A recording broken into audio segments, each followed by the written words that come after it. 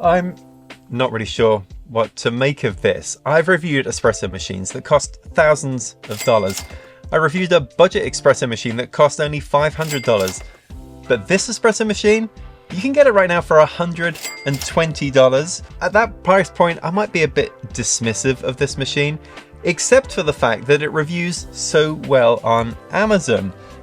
So let's take a look at this, the Gevi 20 bar espresso maker, see what we think. So this has a 20 bar pump and it has an automatic milk frother. If we look around, what have we got here? Well, we do have a pressure gauge on the front. We've got this cup warming plate on the top. This is where the water heats up in the boiler. So this gets pretty warm. We've got a steam wand with a cover. And in terms of operation, it's pretty simple. There's just these 4 buttons across the top. This one is the power button. And I turn that on and let this heat up. It apparently only takes about a minute to get going. On the side here, this is where I have the water tank, which you can just pull out and remove. When all the lights come on across the top, it's ready. So that did not take very long at all. I would say that was less than a minute. Now, what else do you get with the machine that costs 120 bucks? Well, you have a portafilter. This is a 51 millimeter portafilter.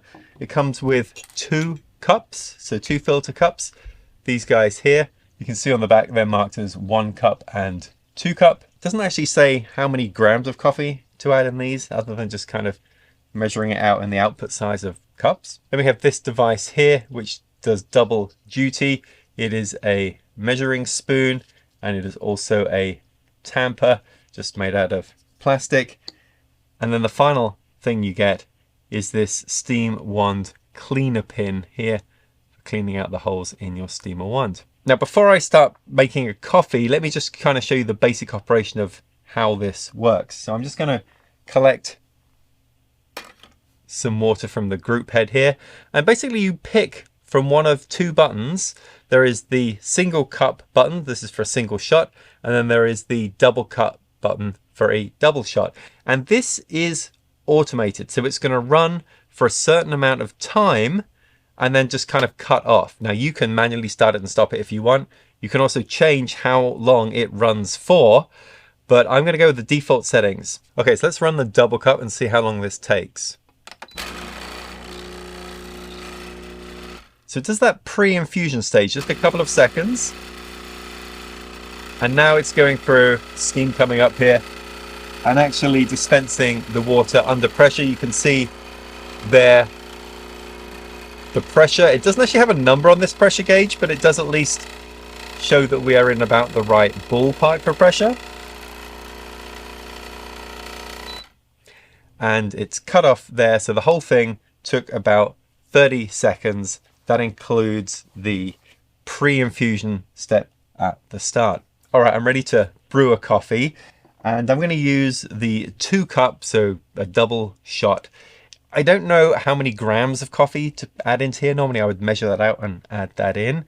I'm just going to use what the manual told me to do, which is to use the measuring spoon. And I'm going to use 2 of these measuring spoons in order to get the double cup. Now this is a 51 millimeter cup, which is kind of a bummer because all of my coffee gear is set for 58 millimeters, like this little dosing cup here. So I can't very easily dose into here without making a bit of a mess. Let's go through the measuring cup way of things. There has to be a better way of doing this. I'm making a real mess. I did grind up about 16 grams of beans and there are a little bit of grinds left. So I would estimate I have something like 14 grams in here with all the spillage. And then as far as tamping down goes, I'm just going to push down on this plastic tamp here, clean off the sides, and there I've got my puck ready to go. I think I need to find a better way of doing this. I think this is really more designed for just kind of taking maybe pre-ground stuff and then scooping it in. Now, how do you get the basket into the portafilter? Actually, this is really neat. So on the portafilter here, there is a little slot at the bottom here. And on my basket, there is this little raised dot right here. We just line those 2 things up. So we line up the dot with that hole, slides right in. and that's going to stay in the portafilter now. I didn't need to use a spring or anything like that. Now on the bottom of this portafilter there are 2 exits, so this is going to create a dual cup.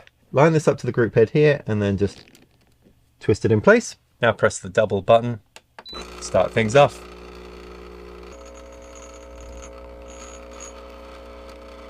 And here is the output. I could have done a better job with lining the cups up a little bit, but I've got a nice head of crema on here. This actually looks like a pretty good extraction just visually. Give it a taste. Yeah, that's not bad at all. I think I've slightly over extracted the coffee. So I think what I would do is probably reduce the amount of time that this is running and therefore the amount of liquid that passes through just by a couple of seconds. But that's something that you can do quite well with this. You can dial it in, get it to where you want it based on things like your grind size and the type of bean that you're using. Okay, so far so good.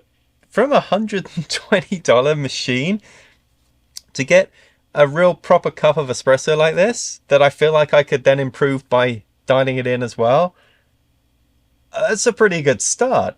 So I just donated the second cup to my wife and she said, thank you, I so needed this, and says she really likes it. So pretty good start. Let's talk about the milk frothing then, because it does include this milk frother. And it comes in 2 modes. So you can either froth the milk, which is to add as much air in as you can get for a latte or some kind of cappuccino perhaps. Or you can just kind of warm the milk up, so steam the milk to heat it for perhaps a flat white. And you do that here by just dialing between these 2 settings. So let's try the milk steaming. Now here's what we need to do. So firstly, the machine has gone into sleep mode. I think it goes to sleep within 5 or 10 minutes or so, but it doesn't really matter because it's so quick. So I'm going to press that button there to turn this back on. The system is now heating up the boiler, and this is a single boiler system, so there is only one area where the water is heated, and it's heated right now to brew coffee. We need to get it even hotter than that to actually create steam. So we press the steam button. Now that's going to start flashing, and this is heating up the water now to get it to steam temperature. And when that stops flashing, then we know we're ready to go, which it already did. Okay, this is super fast. Right, now we want to kind of flush the wand out just for first use before we put this in any milk. Okay, so let's grab a glass, and then to control it, we use this dial here. So move this across.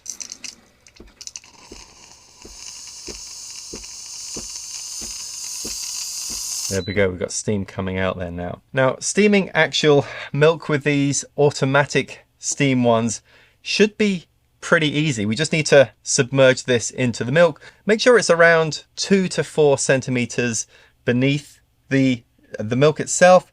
And it's going to worry about how much air to blow in because we've already set that. So let's get this submerged in, turn it on.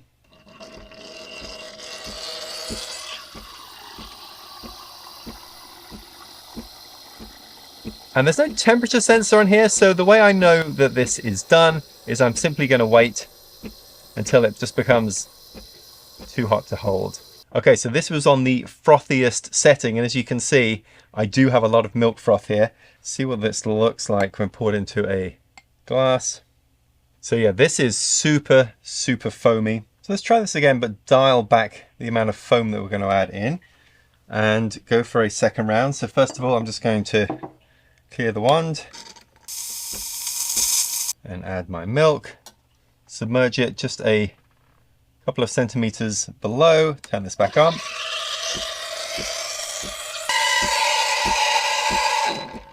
And that has created basically 0 foam. It's just warm milk now. Yeah, it's just heated it up.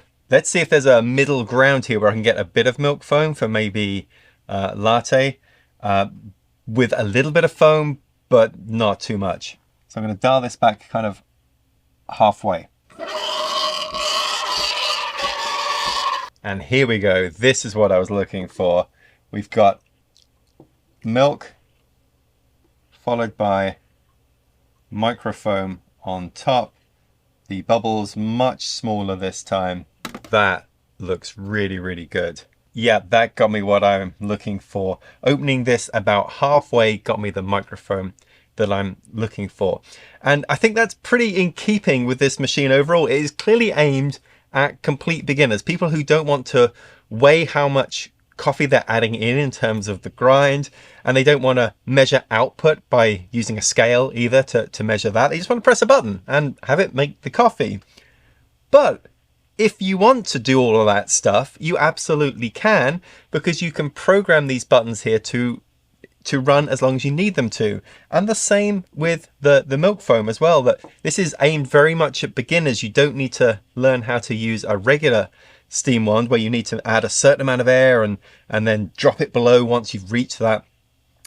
You just turn a dial and you tell it how much foam you want, and it will create that foam for you. So this is great for beginners who are looking to just be able to make a coffee with really a touch of a button. But I think for people who are really into brewing coffee, which I would imagine is probably you if you're watching videos on this channel, I think there's quite a lot of value you'll be able to get out of this as well. And look, it looks pretty nice. It's super compact, stainless steel. I have to say, I went in extremely skeptical as to what I would get for $120. But I'm thinking that those people on Amazon with all those positive reviews, maybe they're onto something. If you have a machine like this, or this model, in fact, I would love to hear from you. What have been your experiences?